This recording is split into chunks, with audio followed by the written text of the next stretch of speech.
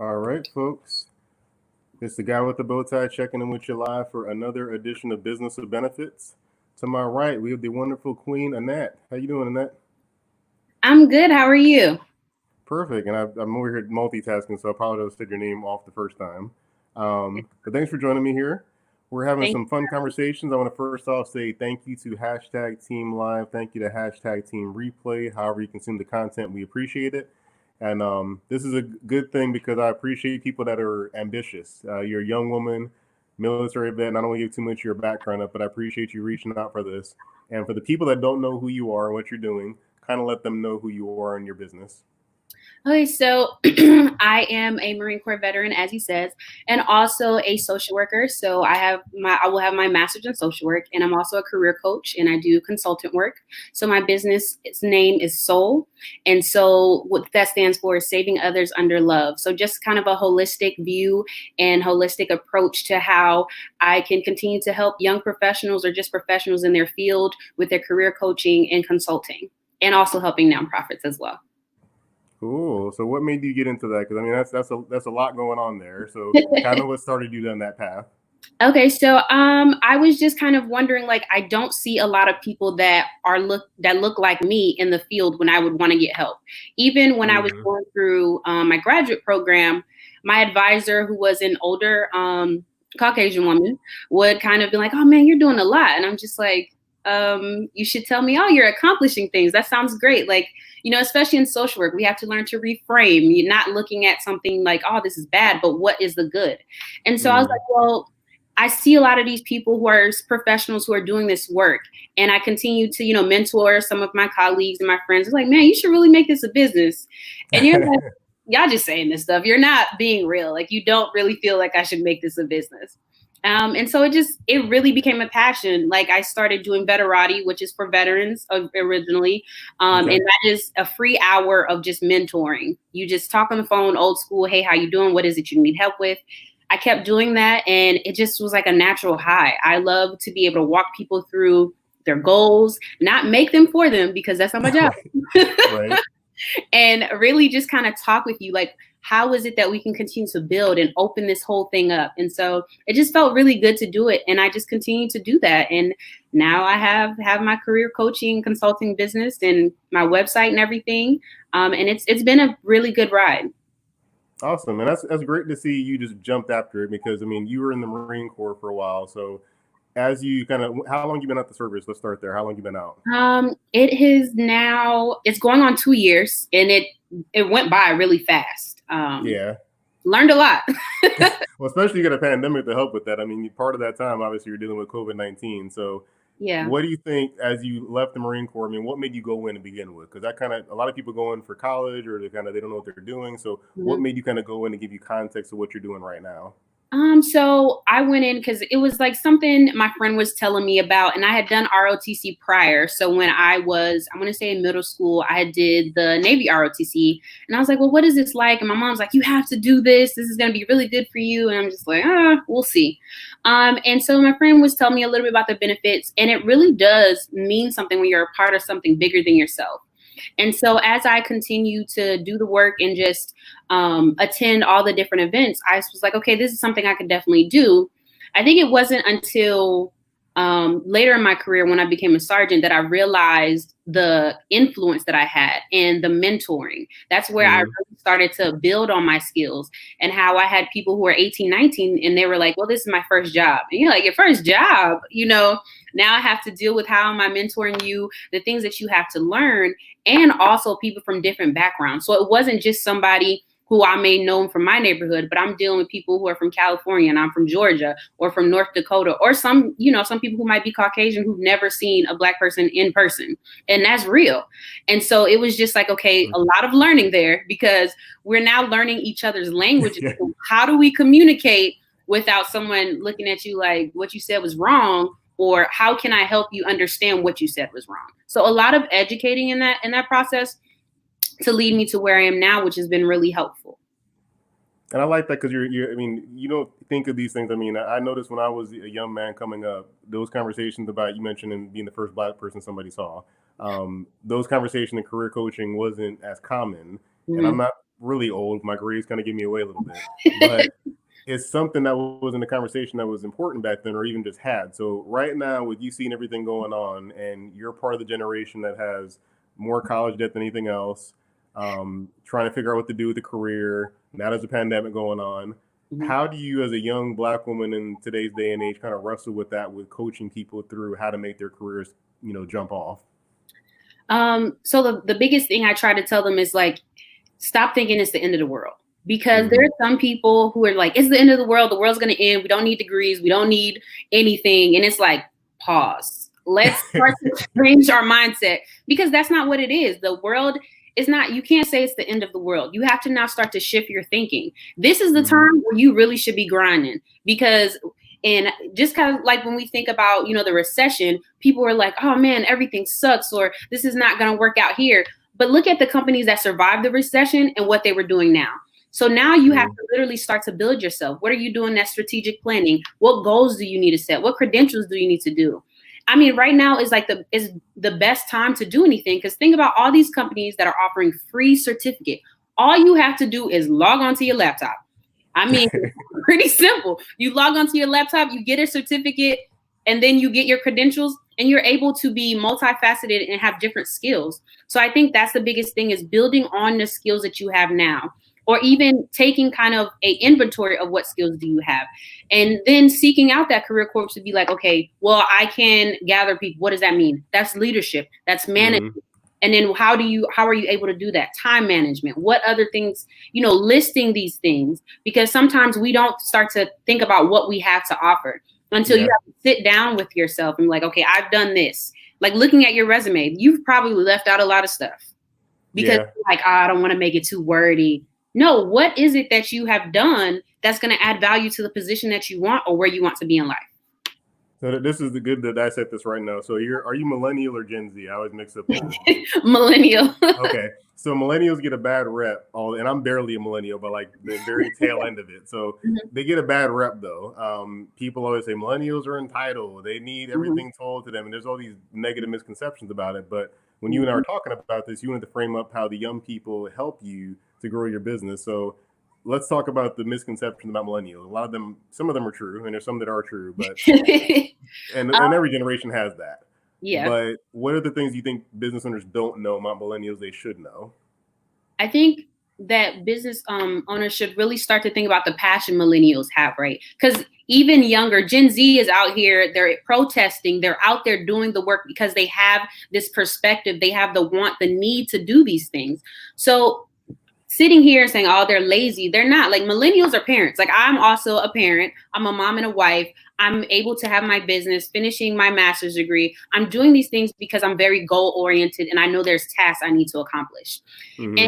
so putting aside the whole laziness thing, put that away and start to think about how can this millennial who is now closer to, college, they're literally can put application to what they just learned.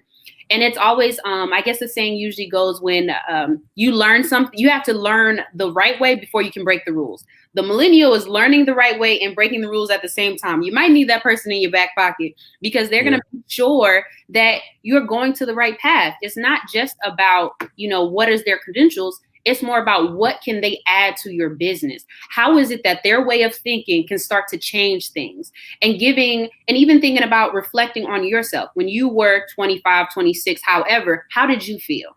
And start to think about that now. Because when you go back to reflect on how you felt, then you'll be like, okay, maybe I was a little too hard. Maybe I should have given this person a chance if they were, let's say 5 minutes late, 10 minutes late to the interview, but they showed up. Because there's some Yeah. people I've heard from different HR personnel. So they're like, people won't even show up. And Yeah, that's I'm, unfortunate that happens now too. And I was thinking about this. A friend of mine, Shanae Ray, she posted about hiring managers stop requiring 3 years experience.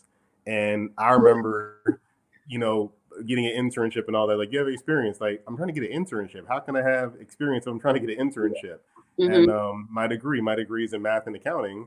My decision to start my insurance business was based solely on the fact that when I was out, going for jobs and applying, they kept saying you gotta have experience, and I've already was making a decent wage working retail. So when I had to make the decision to go backwards, just to use my degree, I'm like, I can't go backwards. I got a family. I got to put my part of money in the table. And that made me decide that. So young people deal with that though all the time now. All these jobs they're applying for are saying experience. So when you mention people showing up, do you think that's a better measure for them versus looking at credentials, looking at more of their soft skills, or the fact that they actually show up when they're looking for hiring people in today's day and age? Yeah, I definitely feel it's a showing up. I actually was on LinkedIn. I saw a status about an HR manager had talked about someone was late, and they were late for the interview, maybe about 15 minutes or so. And they talked about they had an accident that happened, but it was raining outside, but they showed up wet and, late. Yeah. And the HR manager didn't even do the interview. They was like, you're hired because you showed up. You showed initiative to still be there. Because most people are like, okay, I'm wet. I'm not even going to go. I don't even care to go no more because now my mood is XYZ. But you now have to think about that HR manager's time, right? Because even if you show up late, you're still utilizing their time. There's still a moment for you to sell yourself because at the end of the day, it's all about the product. You are the product. Are you going to promote yourself as a good product, or are you going to promote yourself as a bad product? Especially if you're in like a major city, other people, everybody talks to each other. They'll figure out who you are, what you've done, and it was like, so-and-so didn't show up to my interview, but now they're going to yours. Yeah.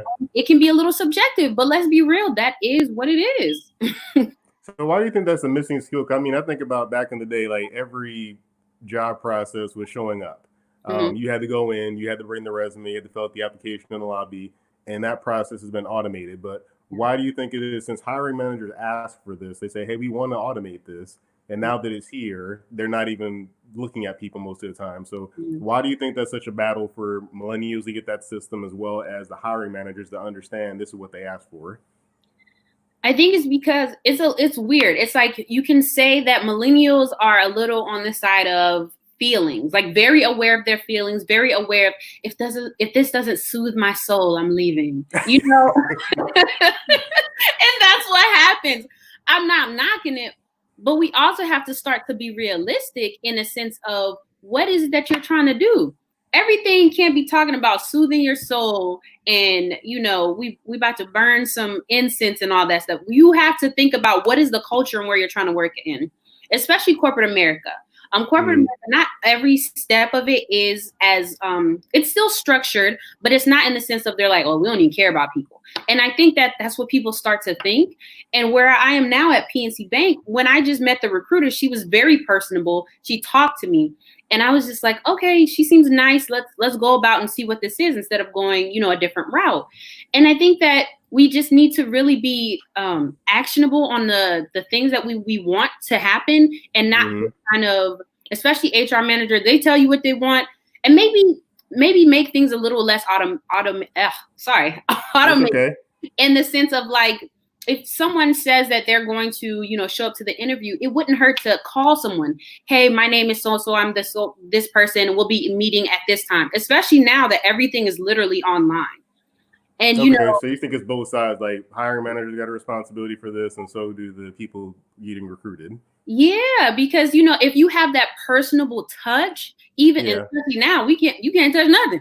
Like, yeah, true. If you have that personable touch of, hey, my name is so-and-so, I'm calling you to verify that, it makes me want to be like, okay, I really do want to work there because their process is a little bit, it's a little bit better than just, well, I'll send you the email. If you get the email, it is what it is. If you don't reply, like that whole sense is not really good. Like for me, especially when it comes to emails, like if somebody will send me an email and they'll be like, well, I sent this XYZ, I'll say thank you. And I'm like, okay, was there anything else? And that's like, oh, you didn't need to reply. And I'm just like, well, I feel like that's email etiquette. That's good you have that, because I mean, most millennials and Gen Z grew up with text communication and they don't understand some of that on their side. And to personalize things a little bit, we had some comments from the audience. We had Lisa Wilson, she's Team Live. Yay. She put out there, survive now, flourish later. And my queen up there resting basically mentioned you're giving really great information, so thank you for that, queen. And Lisa also added, I got ahead early in my career simply by showing up to work to networking events. Yeah. So I think that's a lost skill. I mean, obviously before the internet was a big thing of social media, you like physically had to show up. So that phrase is kind of like not only just showing up, but it means just being present. Yeah. So with COVID-19 going on right now, unemployment's very high. and there are people looking for jobs, but now there's like a sea of people looking for jobs. So as a millennial yourself, what are some things you're teaching business owners to look for, basically, to help them understand that diversity shouldn't be a buzzword right now, but it kind of is. Yeah. But why is it important for them to pay more attention to the young people, considering everything's disrupted in business right now? So I think it's very good for them to start to think about young people, because they need to start to see what an investment it is. Because these young people are like, okay, I need a job. Where am I going to get this job? The business is like, I mean, I have a job, but I want somebody who has 10 years experience. Right. Why? You're already weeding out somebody who's maybe 25 years or 27 years old, and they're like, well, I don't even have a shot. So now you have to start to think about this investment. How are you going to invest in this young person who has these skills to be able to build your business? In what ways are you preparing them? Because business owners, or even those in leadership, need to start thinking, when I leave, who is going to be there? How have I groomed my succession plan or whatever other plan, so that young person could get that experience, could be in that leadership role, and continue to grow? And I think that's the thing that we kind of start to shy away from. You're like, I don't want to think about the future. Let me hold on to the baton. Pass the baton. Like, yeah, you're speaking my language, because I talk about insurance all the time, and insurance is always about not now, like what's going to happen tomorrow, next month, next year. That's constantly my conversation with people. But businesses, I think that's the thing. You don't want to think about someone replacing you. And it's unfortunate, though, because I mean, when I think about all these diversity plugs and they're hiring people for diversity roles, I was talking with Madison Butler about this, that they're just putting them there for a checkbox. They're not actually listening to them. So that's probably a challenge you face as you get put into a role. Somebody asked about a question in the leading up to this, saying, how do we, what can young professionals do to market their skills to companies and organizations to secure leadership roles? That's from Kay Amber Moses. So she said, what can young people do to market their skills to companies to secure leadership roles?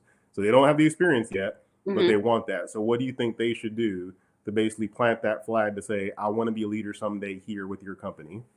They need to look back at the areas where they have led things before and learn to quantify what they've led.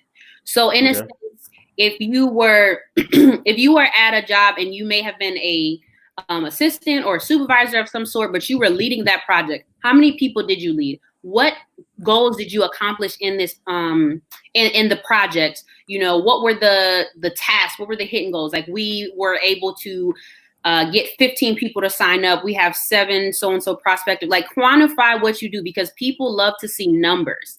The numbers is the thing. If you can say how many projects you did, how many organizations were a part of your project, or how many people were a part of your project, or even like for myself, how many people have you coached? How many people success stories? These quantifiable things that we have, right? It's nothing new. You just have to, it's like encouragement. You need it every day. Somebody has to continue to tell you this and maybe coach you through it so you can continue to understand these things. It's not that you don't have the skills. They say you don't have the experience. You do. You just have to learn how to talk about it. You have to, like I said before, sit down, write down everything you've done. Think about the projects, even volunteer-wise, because when you're volunteering, that's professional development. That's networking, because you never know who you could be building a shed with, or who you could be, if you're down at the food bank, who that person is to your left and your right that could help you advance in your career.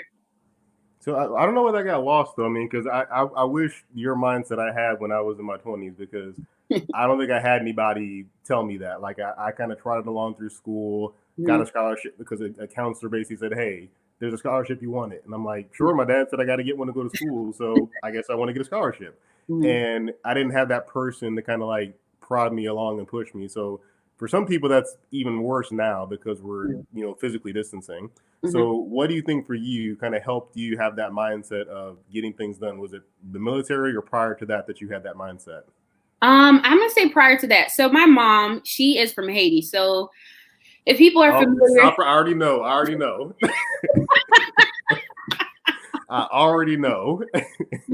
My mom, she does not play those games. And she's very strict on us. She laid the foundation of education. And I tell her every day, all the things that I have, in the sense of the things I've been able to accomplish, is because she laid the foundation for me to start to add to the legacy. And because I see of the things that she's done, I'm like, okay, what is it that I can do next? And even though I'm very faith-based and it talks about the inheritance for your children's children, what are my grandkids going to live off of? What are my grandkids going to learn about what I've done now? Am I going to sit back and say, well, I tried, and I failed? No, I'm going to keep going until I reach the goal, until I do the thing and make it bigger. So that's been the driving force for me, is my mom. And then even now in this setting, like, because I'm a first generation college graduate for my bachelor's, my master's, and even just, now I'll be going into a PhD program next year. I'm a first generation PhD student, and understanding what that's going to look like. Thank you. And just continuing to set these goals. Like every time I set my goals, I usually like write them down or I put them in my notes. I revisit them so I can fuel myself, so I can continue to be like, okay, what is it that I want to do? And not being sidetracked by the outside. Because I think a lot as a young professional, we want the baton to be passed or even share the doggone baton, But what happens, especially if you might be in a city that's very territorial, you're like, how would people get to know my name? Put yourself out there. And like the young lady said, show up. And I'm continuing to do that. Like, I'm not from the area where I'm at now, Pittsburgh, but I'm continuing to show up, and people, I would assume, are seeing my consistency, especially now it's online. So you're seeing my consistency and you're seeing the work that I have done and I'm continuing to do, especially in the community. And if you, I think what I also see sometimes, some older people, or older professionals may feel threatened, but it seems odd to feel threatened because, you talk about paving this way for younger people and you've paved the way. Now let them walk on it. So then you continue to help them. It's not all about you. And I think that's the biggest thing when I do everything that I do. I know it's not for me. I know it's for the next Black girl who wants to succeed, the next Black girl who wants to think about getting her master's, who may not know the process. I can help you with that. Who may not know what it's like to be in the military. I got you on that one too.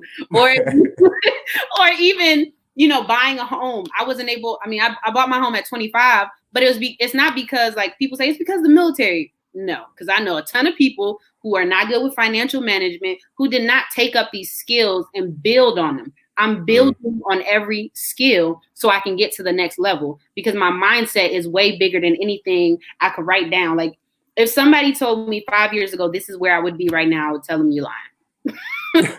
Yeah.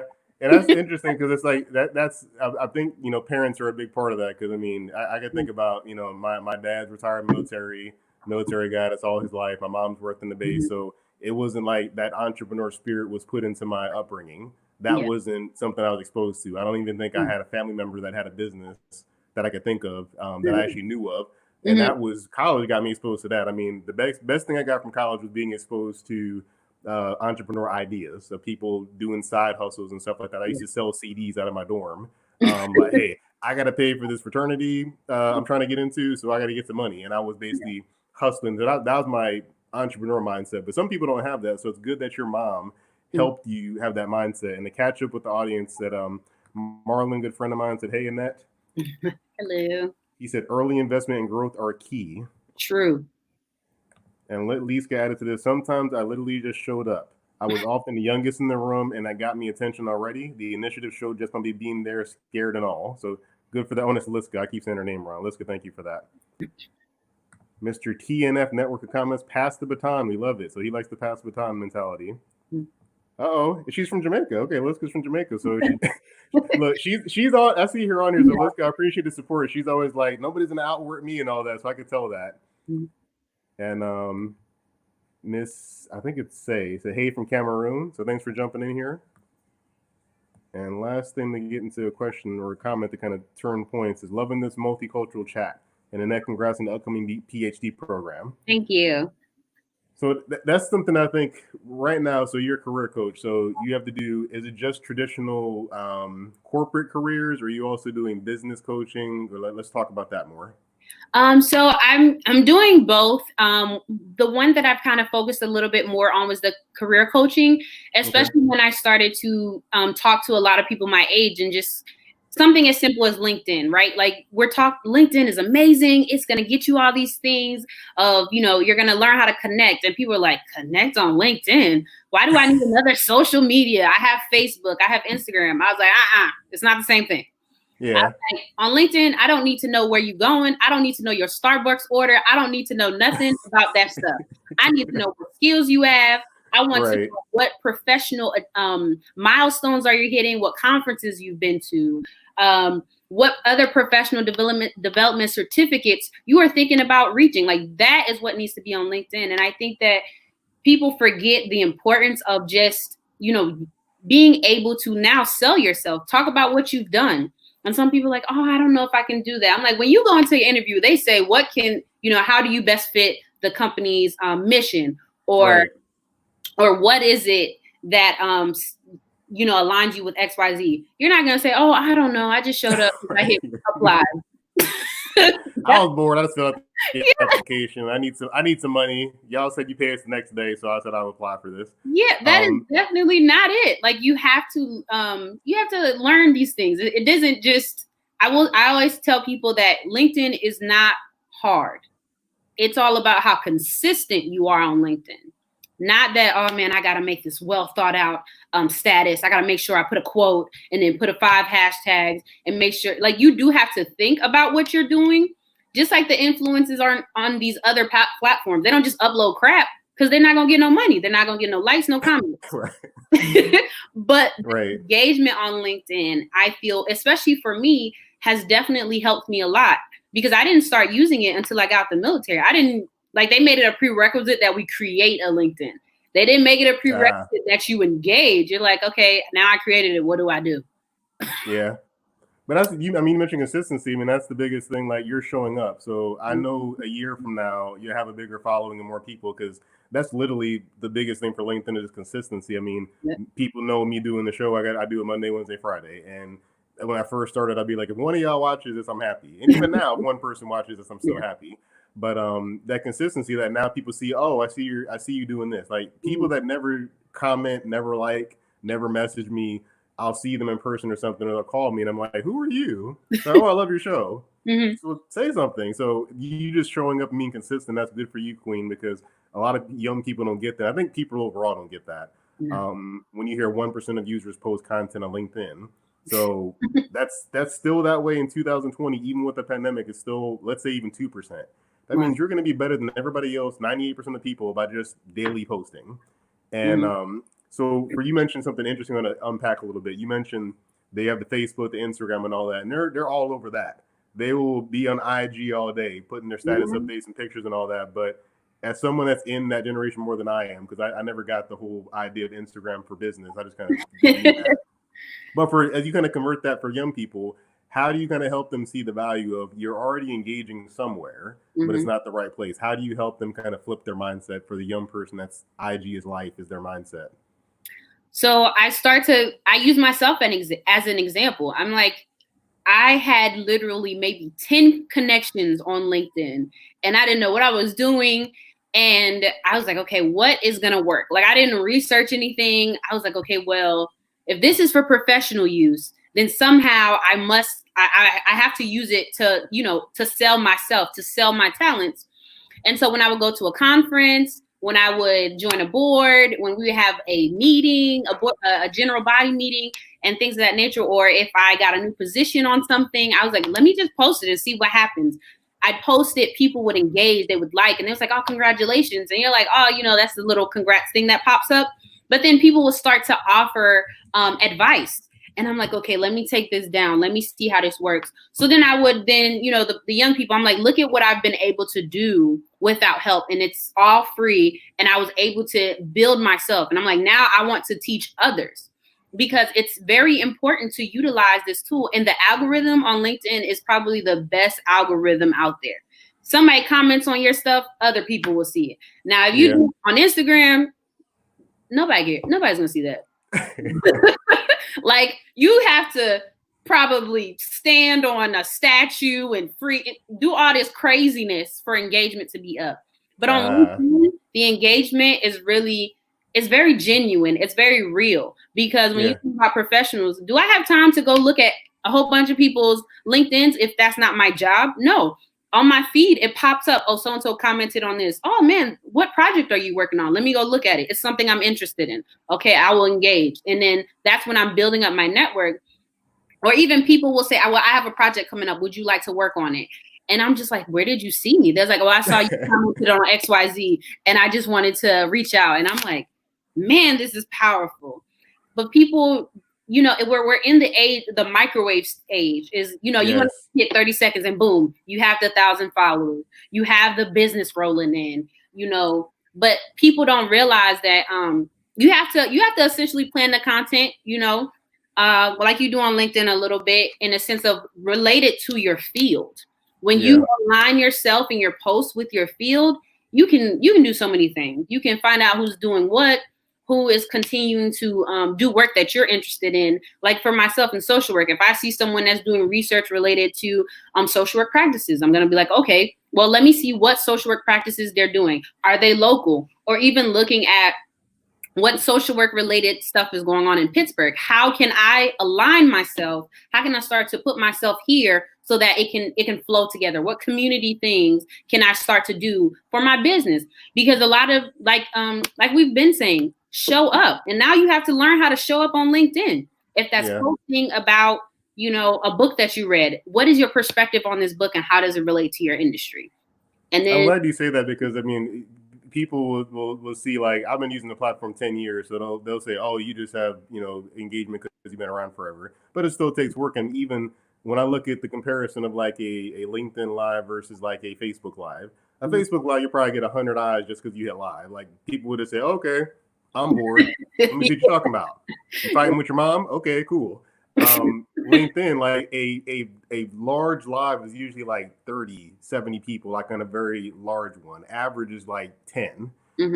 But I've noticed that the engagement from those people is more genuine. It's more like a real conversation. Like it's just us talking. It's not like you're fighting through a sea of people. So as you see that, I mean, you got jobs from people that's finding you from posting content and commenting. So I think anybody that has young children that are going to high school or getting out of high school, that is right now, or starting a business, that's a great skill set just to show up on LinkedIn and comment and post here and there. Because I find myself screaming at some of my younger agents like, hey, you have a better advantage of this than I do. I'm the old guy on the block. You can, and I'm not, you know, just to say like your generation wants to hear from you. So get on here, post content, talk about things. So for as you're working through this is going to be a hard topic for you to answer because I know you mentioned college and everything, but with the schooling system changing because of COVID-19, how do you feel about the decision people had to make between doing that 4 years in college, that model, versus the starting a business mindset? How do you feel about that's going to play out right now going forward from COVID-19? I think that it's going to allow for creativity. So creativity in changing systems and how you are gaining the information and how you go about it. And I guess this is also one to wake us up and saying we need to change the model, but we need to change it strategically. We can't just change it and be like, oh, it is what it is. We'll see what these guinea pigs do. No, we need to be intentional about how we're going to change it and who it's going to affect. Like, what does it look like for the community when you make these changes? What value does your business now bring with this change? How have you now pivoted to where you've made your business profitable, to where you've made your business accessible? Now we have to think about accessibility because not everybody may have a laptop. Not everybody may have internet. So how do you make it accessible? What companies or organizations do you align yourself with to be able to make, you know, so your client or whoever can now log on to talk, to see what you're talking about, or to take advantage and download your products? Like we have to think about that because there's probably I don't know the statistics, but there's probably a large number of people you're missing because they don't have laptops or smartphones. Like everyone does not have a smartphone. And I've learned that because a couple of the constituents that we have that come through a food bank that we run, some of them may have flip phones. I'm not gonna lie, I didn't even know they were still around, but I know that they are now.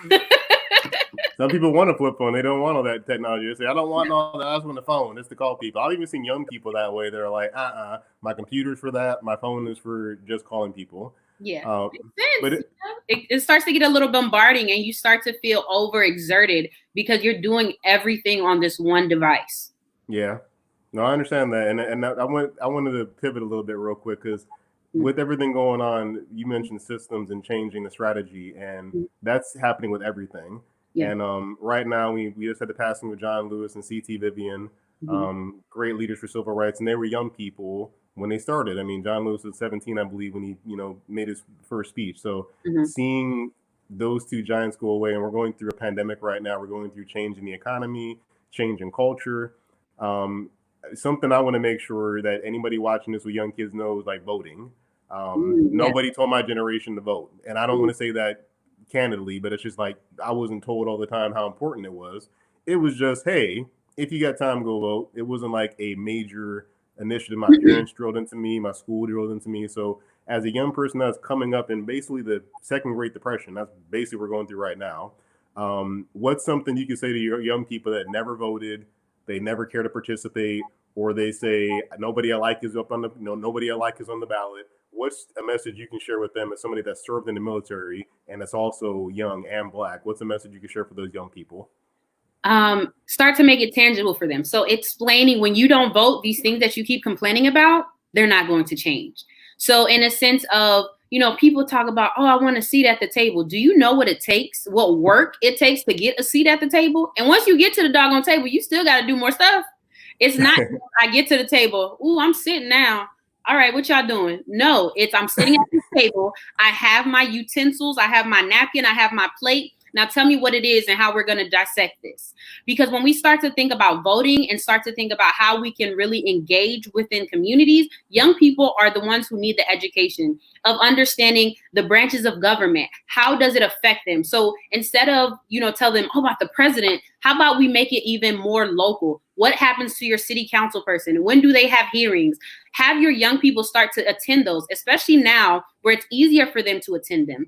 They can attend them online. They can see who is their city council person or councilwoman. What policies or what directives are they currently having on the table?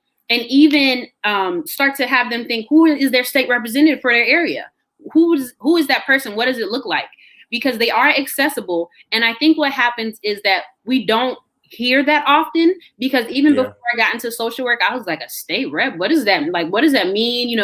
What does this look like? And I literally got to sit with my state representative and I said, what does the community need? How are these things going to work? And I sat with the city councilwoman for the city that I'm in, and she's also the president of the district and everything. And I said, what is it the people need? How are we going to make this work? You have to reach out to them, because at the end of the day, these are the people that represent you. And if you are not electing them, if you don't know what they're for, what they look like, then at the end of the day, it's your fault that the system is how it is.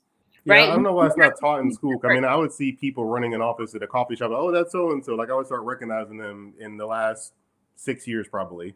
And it was just never taught in school, like state representative, all these things were mentioned. So it's good to hear that from you, to hear, like, make sure you get a seat at the table and have your utensils, because everything going on right now, I don't know what it is. I feel like the internet age isolated us a little bit when it first came out, because community wasn't.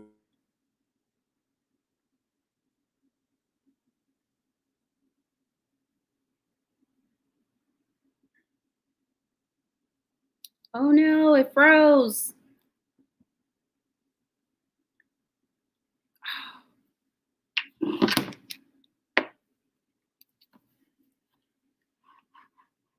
Oh no, technical difficulties.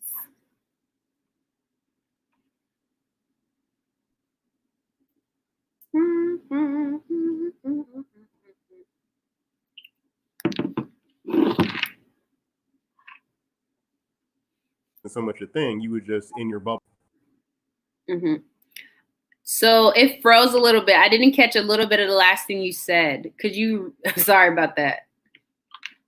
Had a little technical difficulties.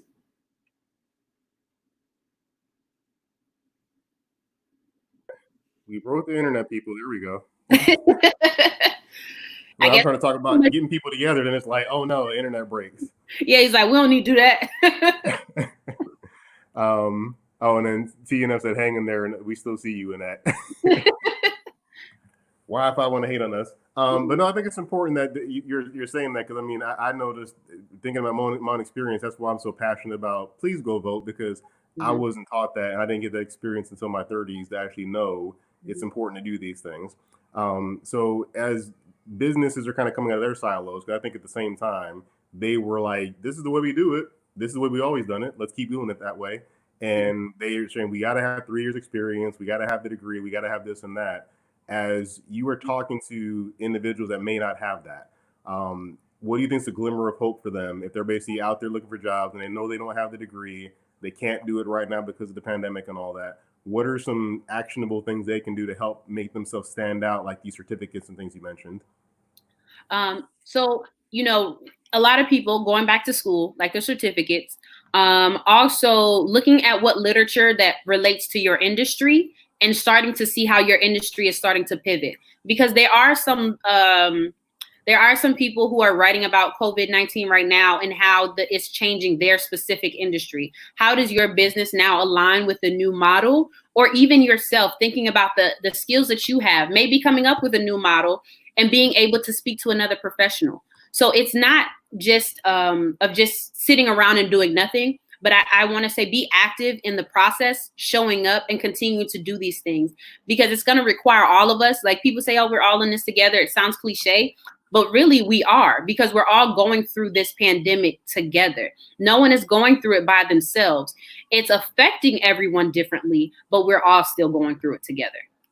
And this is a good question and that TNF asked. He said, individually in school and education is difficult when the assessment for what's needed is across the board. How do we overcome it? So I guess he's saying, I'm not sure he or she, but the information on the assessment is across the board. So how do we cover individual information being extracted for somebody for a specific field versus, I guess, general information? Maybe it'd be kind of like if you have a social work degree. Maybe a social work degree is national versus what is social work in Pittsburgh. So how do we help overcome that for people that are taking tests and getting information that's across the board information, but now they're narrowing into a certain degree or a certain field?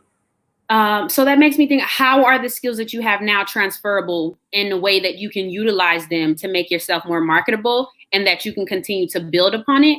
And we have to, like, when you think about anything, I start to always think about how is this transferable? Like in social work, it's very transferable when you think about business. People are thinking maybe child welfare, but it's more than just child welfare or even on that standpoint. When you're thinking about business, you have to think of structure. You have to now think of your logic model. You have to think of SMART goals. So SMART goals: specific, measurable, attainable, realistic, and timely. How are you now starting to get these things to transfer to whatever industry you have? And what ways can it be effective for you? And what ways can it be effective for your business? So basically just focusing is what it sounds like you're breaking it down to. You got to focus the information down to what you need. Yeah, because with lack of focus, you're going to be all over the place. You're going to continue to be lost. And sometimes when you're trying to get that focus, maybe you need a career coach, and I could help with that. There you go. No, that's important. People, I think with everything, there's so many opportunities out there, and I know people don't see it that way, but there are businesses that are hiring more than they used to before. They're hiring people to work at home. I pretty much decided I'm probably not going to see my office the rest of this year. So it's things like that are changing, that there are opportunities out there if you see it from the right lens. So Annette, I want to make sure we have some parting words for people. So for people that want to find more about your career coaching, your mentorship, and the things you're doing, what should they do and how should they do it? So they can go to my website, AnetteNance.com, or they can email me at info@AnetteNance.com, or also AnetteNance@gmail.com. And if you want to follow me on Instagram, maybe not on this platform, you can follow me at Mrs. Nance _. And definitely follow here on LinkedIn, because this is the money network, as Cher Jones calls it. She always says, LinkedIn is my money network. I have fun on Instagram, but this is my money network. And that's okay, people. The business is exchange here. That's the point of this. But if anybody knows someone young that's going through career transition or is trying to figure out what to do, I implore you to follow Annette to make sure she can help you with that, because it's something I think we don't talk about in education. There's there's a career counselor you have at school, but it's more so hey, get out of here real quick. I got 50 more of you to see. Yeah. It's not so much a deep dive in my experience.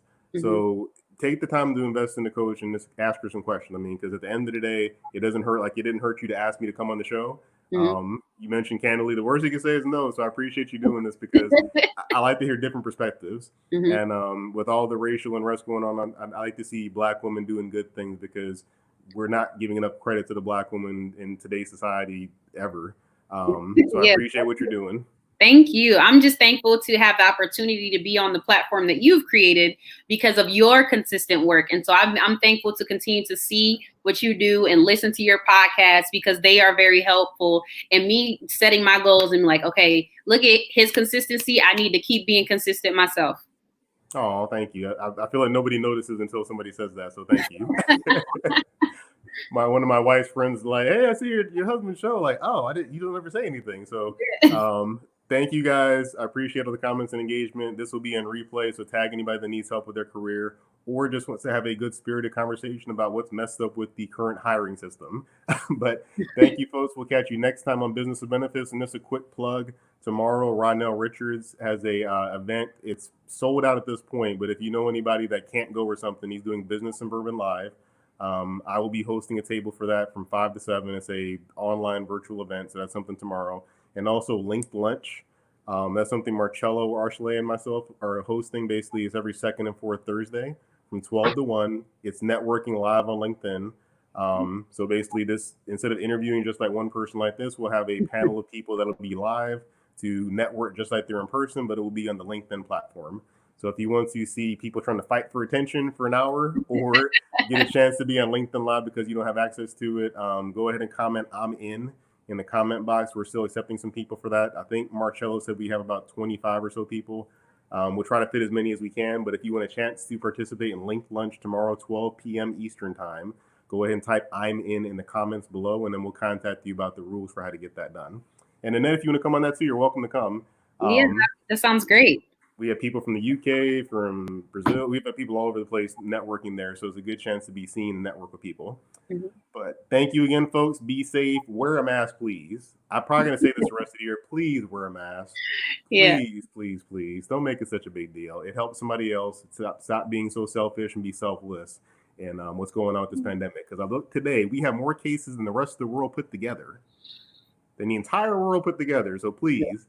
I see you're at home. I'm at home. I got the purple wall. You got the red wall. So please wear a mask and do the right thing to help get this thing beaten so we can get back to normal. But thanks, folks. We'll catch you next time.